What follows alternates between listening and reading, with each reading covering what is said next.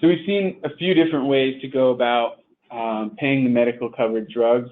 Obviously the HCPCS level, the NDC level code pricing, so paying NDC level based on the code level reimbursement rate, or NDC level unit pricing, which was our last example, which is paying at the NDC level based on the NDC units.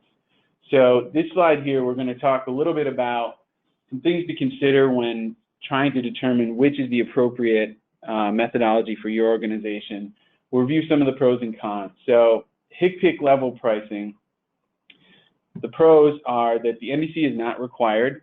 So there's that additional step of requiring, where you don't have to require providers to submit an NDC on the claim or capture the NDC on the claim. It's a very simple calculation of the HCPCS units, which is always a required field on the claim, by a rate. And as we saw, this can apply to multiple pricing types. So the cons to the HCPCS level pricing is that we're not capturing any NDC utilization data.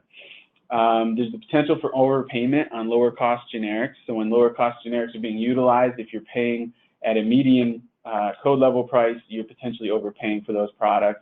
And there's potential for payment of incorrectly coded claims.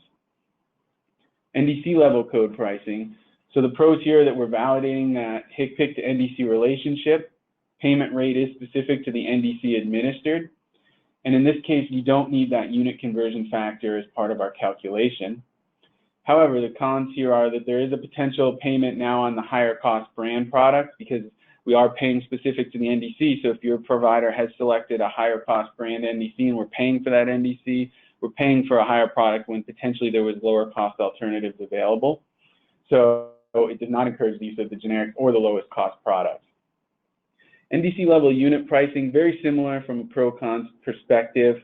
The big difference here being that NDC unit pricing can be applied either to medical or pharmacy drug claims, and you may be able to use the conversion factor as part of your calculation for reimbursement. You have to use it, but that may also come in handy for doing some different rebate initiatives or other NDC utilization tracking.